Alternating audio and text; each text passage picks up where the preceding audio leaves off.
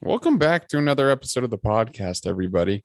Pretty excited about today's episode because, hey, a few days ago, I asked everyone on my social media accounts, hey, if you have any questions for me, let me know.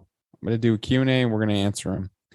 And if you don't follow me on social media, you probably should because then you can interact with me and we can work off each other. And if you ever have questions that maybe I can answer for you, ask me and I'll be happy to do it. But we're going to go into this right away. You guys are great. You gave me a laundry list of things that we're going to talk about. Starting with question number one. What gets you up in the morning? Well, it's simple. My alarm does. I set that every single night. That's actually a trick that I do.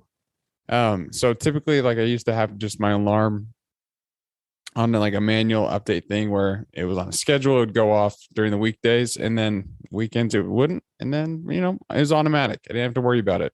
I stopped doing that and I manually set my alarm every single night. Not really sure if that has anything like thing behind it, but it just allows me to be like, okay, well, it makes a conscious decision that I'm waking up at this time tomorrow and kind of get ready for it. So that could be something for you to try. On a more serious note, what gets me up in the morning is I feel like there's lots of things that I can be doing.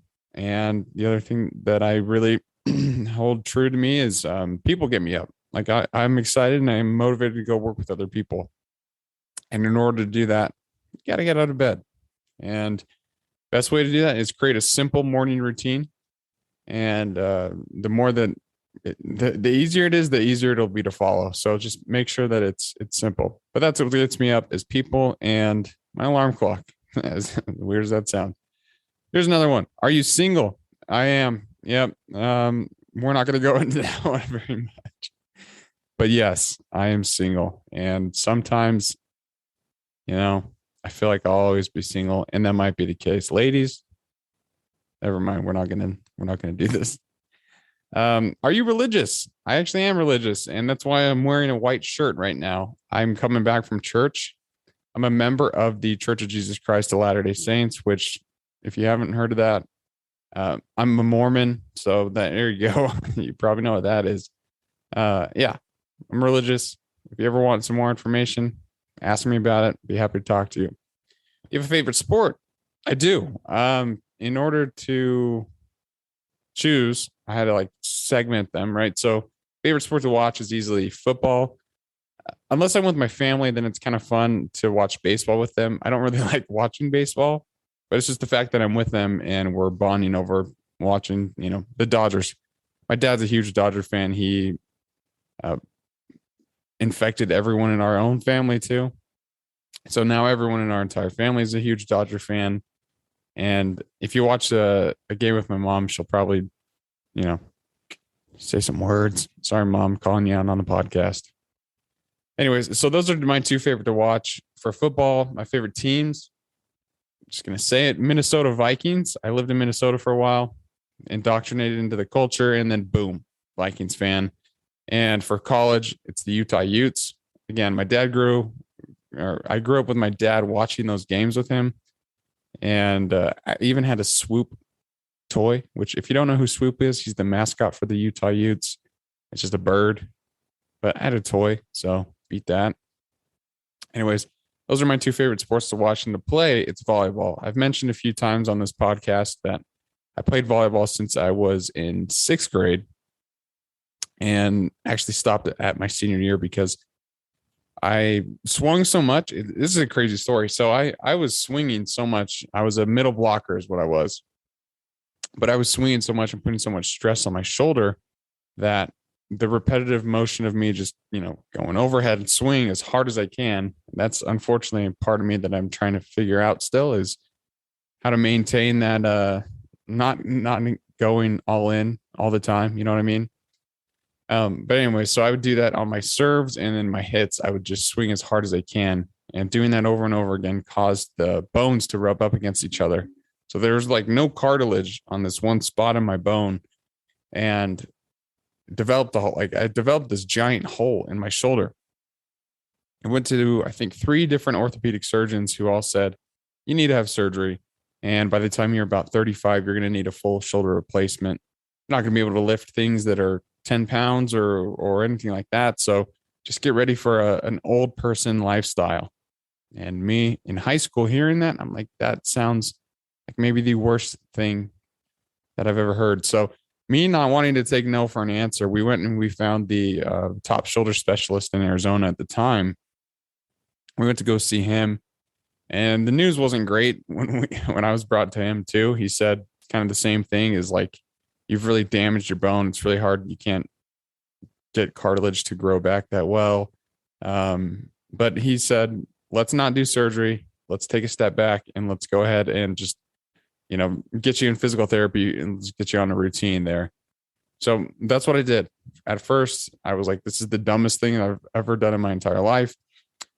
And got, I would say about a month of going 3 times a week to physical therapy, which if you have never done that, it's hella expensive and sometimes stupid, but whatever. Anyways, I kept on doing this routine, and I felt like that there was more that I could be doing at the time. And so my dad, he had back issues growing up, or I think he broke his back growing up. That's what it was. And those issues have followed him into his adult years, his older years, if you want to say that. You old man, Dad. Anyways, he had a ruptured disc in his spine and went to acupuncture like religiously. I think he would go at least once or twice a month.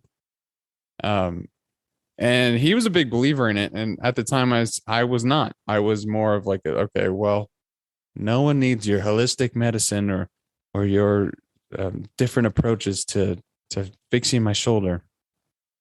And anyways, so I gave it a shot, and the guy, the acupuncturist, if that's what you call him, he put like 35 needles into my shoulder every time I would go in.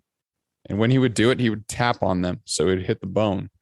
And his idea with this, and what he told me, was, we're going to tap on the bone, try and stimulate the growth and tell your shoulder that it's injured.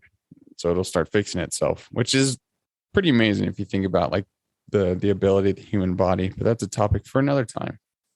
So I do this routine where I'm going to physical therapy 3 times a week, going to acupuncture once a week, and 6 months go by. So I'm, kind of distraught. Like, okay, I don't know what's going to be going, what the results are going to look like when I go get my next MRI. So I get the MRI. We go to the doctor, and he says, well, I've never seen this in my entire life, but your shoulder's fixed. And the hole that was there repaired itself. And so I have to attribute that to both physical therapy and to acupuncture. So pretty amazing. My shoulder's not 100% still, but it is what it is. It's getting better. I don't have to get a full replacement, which would be terrible. Anyways, if a doctor tells you one thing, get a second opinion. Otherwise, you might have some serious damage done with like going under the knife or getting your shoulder taken care of. Anyways, especially with the shoulder joint, be careful. So there you go. There's my 2 favorite sports to watch and then to play. Harry Potter or Star Wars? This is not a question, guys. It's Star Wars, 100% all the time. I grew up watching all those movies. My brother Drew and I, we'd always play like we were characters from the movie. I was always Qui-Gon Jinn. He was Anakin. I don't know why that never happened, but he's pretty cool. Qui-Gon Jinn and Obi-Wan. That's who he made me be, and he wanted to be Anakin. Anyways, grew up watching all those things. I still watch them. They're great movies. Harry Potter's fine. I like the books a lot more. I know everyone probably says that, but Harry Potter, I don't know. It's just, there's just something about Harry Potter where he just doesn't do it for me. I don't know if it's his bowl cut or something about him, but he's got something off. And because he's got something off, it just, no, not a fan. Oh, I'm a fan of like the first 3 movies because they remind me a lot of the Goonies. So that's all I'm going to say about Harry Potter. I don't want to start some fights. Actually, yeah, I do. Come fight me. If you could turn back time, what would you do and where would you go? Easy. I'd be back to where I was considered Fat Brett is what everyone called me, but I was around like 5th or 6th grade. life was great. Like I'd just skateboard around with my friends all the time. We'd cruise around on longboards, go hang out behind Chevron. My mom would take me to QT, which is a gas station in Arizona, every single day, and I'd get a long maple donut bar. I don't know what you call those. A bag of those twisted barbecue Fritos, and then a 32-ounce Coke. So thank you, Mom, for that healthy eating habits. But the reason why I would like go back to that time is I literally had no cares, and I was just like living it up. Right, we'd go on vacations to the beach. I I was in sports, but they weren't that competitive because you're in fifth or sixth grade, so who really cares? And life was really easy, super nice, and had no conflicts. It was great. So if I could turn back time, I'd probably go back then and hang out with Fat Bread. I also had like a game. That was the era of Game Boys and stuff. And so I had The Sims was a big one. I had Mario Kart on there, but let's not glance over Pokemon. I played those all the time, and it was pretty fun. Just fun lifestyle. I mean, now that I think about it now, reminiscing on it, it's like those classroom parties and all that stuff. Man, those are just the best. When the teacher would come in with like a box of cookies or some pizzas, and then you'd all come and watch like a holiday movie. So whether if it was like Christmas time or if it was Halloween, we'd play Halloween bingo in class. Oh man, so much fun. You just do whatever you want. Anyways, that's what I would do because it was just the best time ever. And there we go. Mountains or the beach. Again, this one's just so easy for me. It's the beach. I grew up going to Oceanside, California. I have lots of family who live in Southern California, but then just all over the place there. And we would go to Oceanside because my grandparents had a condo, and I've mentioned it a couple times on this podcast. So forgive me if you've heard this story, but it was always the best when I would come home from school. My car was all packed and ready to go. And I'm like, oh man, where are we going? And my mom was like, we're going to the beach, clown. I'm like, hop in. Let's go. Come on, Barbie. Let's go party. Jeez, sorry. But yeah, I mean, like it was the best coming home from school, and then we'd all hop in the car, cruise to the beach, stay in the condo. There was actually this time when it was my brother Drew and my dad and I, and we went to the beach, Oceanside, and stayed in the condo. And we had this goal. I don't know where this came from. I think it's just my twisted dad's brain, but he said, let's see if we can live off the dollar store for an entire week. And us as like little kids at the time, I was around 8, I want to say 8 or 9. So I was a young little kid, and I was like, yeah, let's do it. Why not? Who cares? I could probably eat stuff at the dollar store. And so everything came from the dollar store. And I mean, literally everything, our entertainment. So the movies that we watched, we found them at the dollar store. And it was the best because the main movie we found was some weird professional wrestling movie where it was like filmed in a high school gymnasium. So it was the most low budget wrestling movie I've ever seen in my entire life. And this guy, his name was the Iron Sheik. If you're a fan of wrestling and I'm getting some of this information wrong, I'm sorry, but not really. And the Iron Sheik was apparently hated America. I don't know what it was, but he would jump in there and people were saying, go or USA, USA. And he would get up there and just be like, no, USA, no. And he was just angry. And everyone was booing him in this high school gymnasium. And it was just so good. And I'm pretty sure, can't remember who the other guy was who was supposed to be like the quote unquote American hero that comes and beats the Iron Sheik. But it's really all I remember from that film. I think it won a few Academy Awards, if I'm not mistaken. And it was just great entertainment. So our entertainment came from the dollar store. But let's get to the food, because that's really where this story gets a little complex here. And our breakfast was simple. Marshmallow mateys. I've expressed my love for marshmallow mateys multiple times on this podcast. But after a week, if that's all you eat, it gets a little rough. So marshmallow mateys was our main source of breakfast, but we also had like off-brand Go-Gurts. That was kind of nice. Just a little bit of dairy in the morning.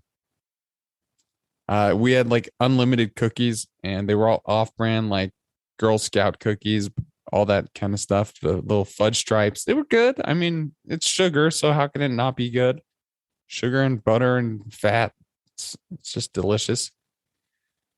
And really just crappy snacks. But then we tried to get creative one night and try to make jambalaya. And we found a jambalaya mix. And we're like, okay, well, we need to get some sausages. And we found this. This is really gross, so I'm sorry for anyone who's a little squeamish. But we found these sausages that were in almost Go-Gurt tubes. And you would push out the Go-Gurt or push out the sausage like you would a Go-Gurt into a pan and cook it up.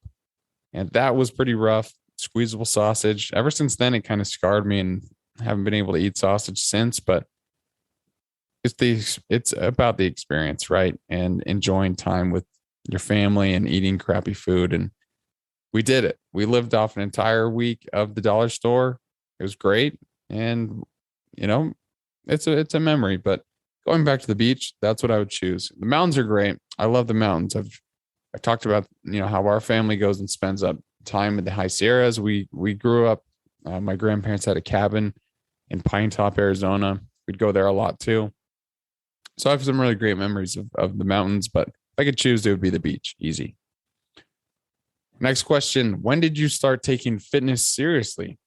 That's a good one too. I've always tried to stay active. I've mentioned that too with sports, and my friends and I would weightlift in high school, nothing like serious. But when I first learned about the importance of remaining physically fit and how much that helps with your mental health as well, is when I was in college with my brother. It was one of the best times that I was able to find where I would be able to just to completely de-stress and not have to worry about, school projects or work or paying for my rent or any of that stuff. It was just, you go to the gym and you just work hard and nothing else really matters at the time. It just gets your mind off things. And mentally, that's a superpower, in my opinion. If you can go somewhere and detach and just almost meditate and get also the benefit of physical exercise and what that does for your body, like that's fantastic. Go do that thing. And when I was in college, I found the importance of exercise because when I was stressed or I was studying for long periods of times and I needed something to like an outlet a little bit, I'd go to the gym with my brother. And it was always great to spend time with him. We'd always laugh, have fun, do dumb things at the gym. We'd always like pretend like we're bodybuilders and do terrible poses, all that stuff. Just get your mind in a good place and lets you go forth. And that's the other thing I love too, is if you just push yourself to the max and you're just giving it your all, and by the end of the workout, you're just dead, then you can look at your day and say, well, nothing's going to be as hard as what I just did. So I can handle whatever comes my way. And that's also a superpower. You just have to learn how to apply that to your own life. So that's kind of when I started taking fitness seriously. It's interesting. The more that I learn about the topic, the more that I realize I need to learn, and there's more to learn. Everyone's body is different, which is something that is fascinating to me. How one diet can work really well for someone and then another just makes them feel terrible or sluggish or whatever negative effect that might cause. It's amazing how people's bodies respond. And it's the same with training too. Like there's runners out there and then there's strong men. Okay. So you can be a 130-pound ultra marathon runner, or you can be a 415-pound world's strongest man who's pulling airplanes on his spare time. Like there's so many cool things about fitness that can take a wide range of topics, I guess. Like for me, my favorite kind of fitness is as strange as it is, it's like intense, hard cardio. I love doing that. Like this past Saturday, I focused only on zone training, like heart rate zone training. And I tried staying in like the 3 to 4 zone range for as long as I could. And by the end of it, I was just dripping wet, full of death. I looked like death. I was so tired. But in the back of my mind, I'm like, man, that was good. And yeah, it's good stuff. The other thing I want to bring up with fitness is like, and I'm going to get a little bit vulnerable here, but I've been on medications before that have tried to alter my mental health, right? And those things, I hated the feeling of being on them. Some people need them. I'm not trying to shortchange that at all. If you need to take something, take it. I'm not a doctor. This is what I mean by everyone's body is different. So please take that into account with what I'm about to say. But the thing is like I stopped taking those medications because I hated the way that they made me feel. And instead, I mitigated some of my feelings of depression and anxiety and took it to the gym and used that both as fuel and just by the time I was done, like I said, with like a really hard workout, either a weightlifting session or a cardio session, you look at those problems you were worried about or like getting some anxiety about, and they don't really matter that much. That's the other thing. You just have to keep perspective. We take things out of proportion all the time. At least I do. And when I do, I just have to take a step back, take a breath. Usually I'll just sit there and realize that the problem is not as big as I think that it is. And then I'll move on. And the gym really helps me do that. It helps me keep things into perspective because you have to control your body. And if you can control your body, usually you can control your mind. But again, I want to address that. If you need something and you're taking something and it's helping, good. Like that's amazing. Keep doing it. Have you ever felt inadequate to do something? And if so, how did you get over that? I feel inadequate all the time. I brought it up before and I'll bring it up now, but starting this podcast, I really felt inadequate about. I'm a 25-year-old kid and I'm on this podcast giving people advice on how they can improve their lives and really make changes in their lives if they're looking to do that. But I'm, again, 25 years old and there's people who have lived a lot longer than me that you could take advice from. And I have to take that into account. Like when I first started this podcast, I knew that was something I would have to face. And you know what? It is what it is. I'm 25 right now, but I'm not 25 in 5 years. I'll be 30, right? And it's just about growing and becoming who you want to be. That's what I have to remind myself is everyone starts somewhere. I'll sit in meetings all the time with like high level executives and I'll look around and be like, man, they've worked so hard to get here. How am I sitting in this room with them? These are all incredibly educated people. And yet here I am, just some regular guy talking to all these people with MBAs. And it's a little intimidating at times. And sometimes I'll find myself like, hiding or like trying not to get chosen and during the conversation, just not really speaking up. But then like, I take a step back and I breathe and I'm like, well, all these people started where I was. They didn't just, jump into the world at age 55 and with an MBA, they all worked extremely hard. So instead of hiding from them or like, not speaking up, I want to interact with them. I want to learn from them. I want to talk to them. And it's just overcoming that initial fear and realizing that, you know what, you can do it because they all started somewhere. So just go after it. But feelings of inadequacy definitely come up in my life. And when they do, I just do my best to take a step back, like I said, and take that perspective in of, okay, you know what? I can wait. I can hold off or keep doing the things that I'm doing until I figure it out. Right. It's a lot of the lessons I apply to this podcast as well. I'm still figuring it out. There's episodes where I am not happy with the result of them, where I find myself saying, hey, I wish this could have gone better. I wish I asked this certain question. But it's learning. It's a learning experience. You have to learn from your failures. If you're not learning from your failures, then you're almost failing yourself. You have to realize that behind every failure, there is a lesson. And if that lesson is applied, you're not going to fail again. And you can use it to help you succeed, whether that's through education or your job or your family life. Whatever it is, you could do it. You know what? It's just addressing it and figuring out the steps that you need to take in order to make that happen. So if you ever feel inadequate, don't. Take a breath and realize that we all start somewhere. We're all people. That's the other thing too, that I actually really love this is I've met some celebrities recently too. Like a few weeks ago, I met the Mountain from Game of Thrones. He's also a world's strongest man. His name's Hafthor Bjornsson. He's a massive guy. I think he's 6'9" or something like that, but he's 400 pounds, I want to say. Nicest guy I've ever met. I went up to him and I was like, hey, my brother's a huge fan. You know, we watch World's Strongest Man all the time. Like, can you do a message for him on my phone? Like, just real quick. And he goes, oh, yeah, sure. And the guy takes my phone and like records a 30-second message for my brother just out of nowhere.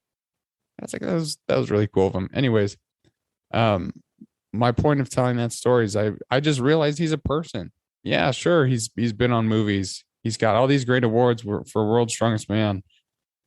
But at the end of the day, he's still a human being. You know what? And that's great.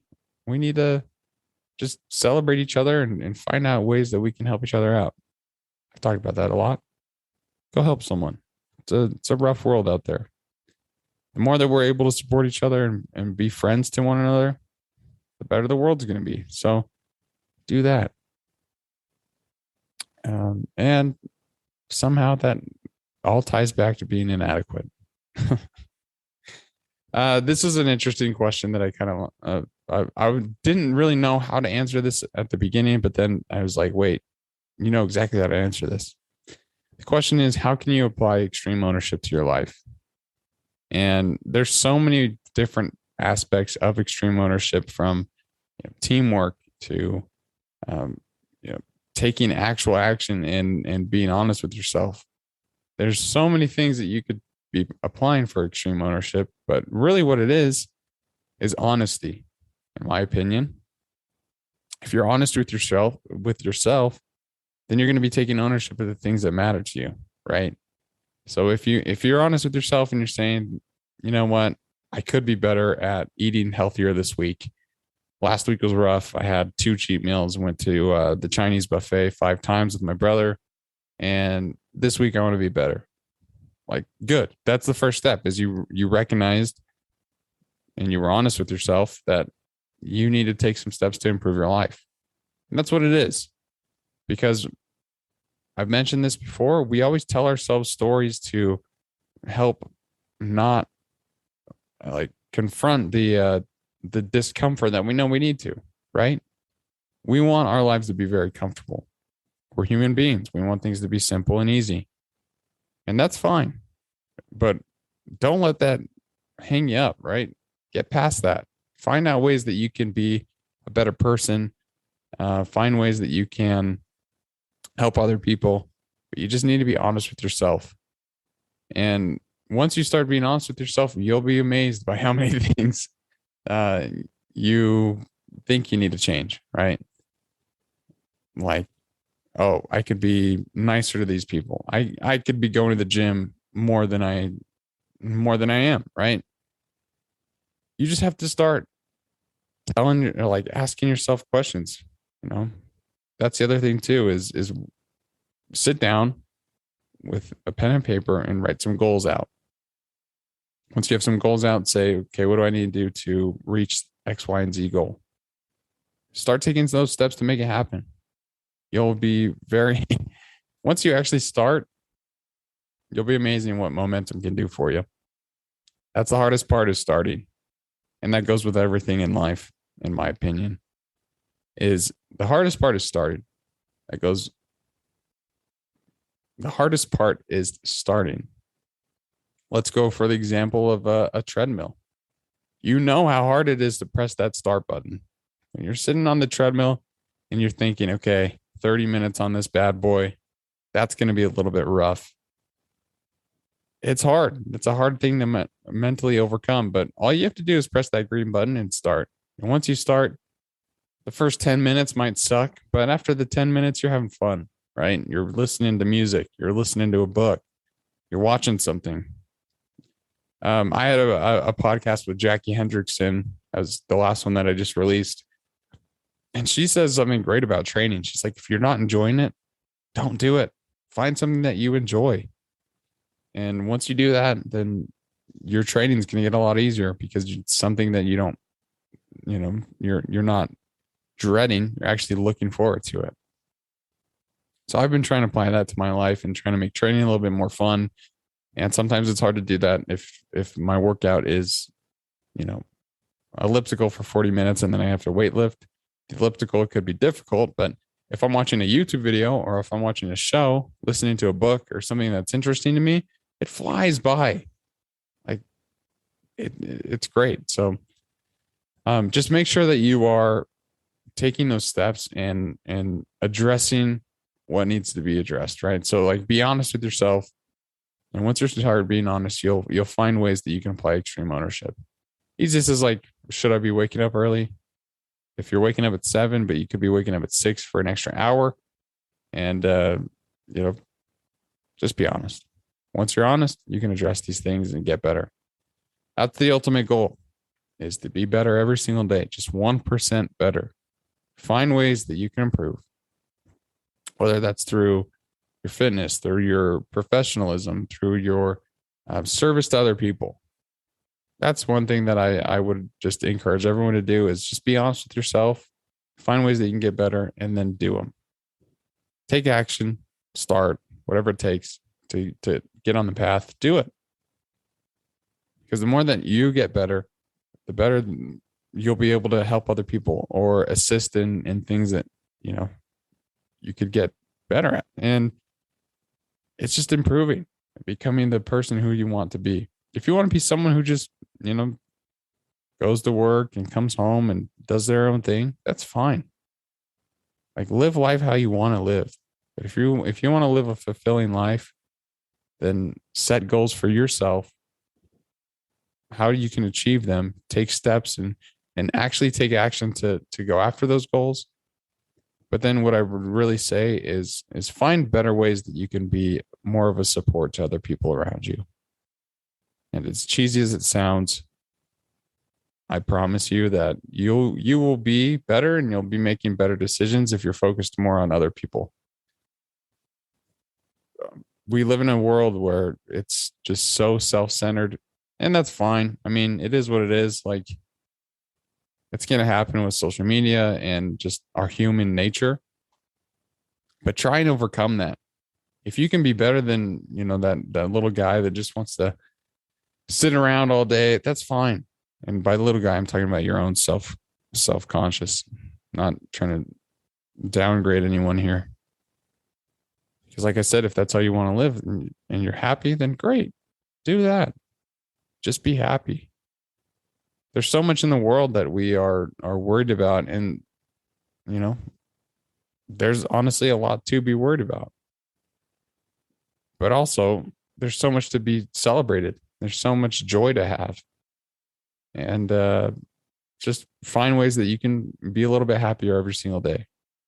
And if you need some support, reach out to me. I know, kind of going into the topic of mental health here, but there's a lot of people who are struggling right now. And if you're someone who needs a little help and you think I can help you out, I'm happy to talk to you. So reach out to me either through social media or if you have my phone number, give me a call. I'd be happy to chat.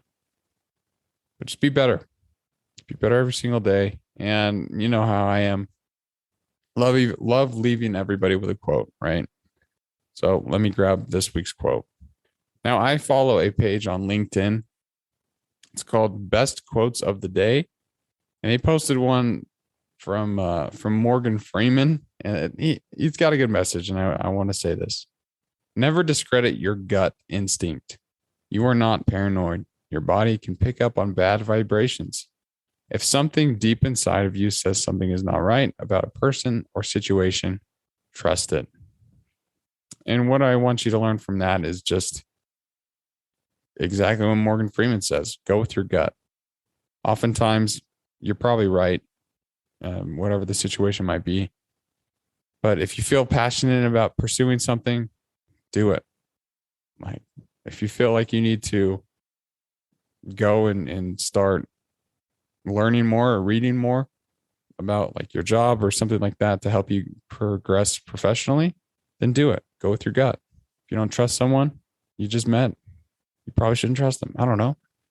But just listen to yourself because you're smarter than you think you are. And that's the end of the episode. Thank you guys all for listening. I hope you guys have a good week. Keep getting after it and push yourself and put yourself out there. Try something that scares you a little bit this week and be brave and be bold.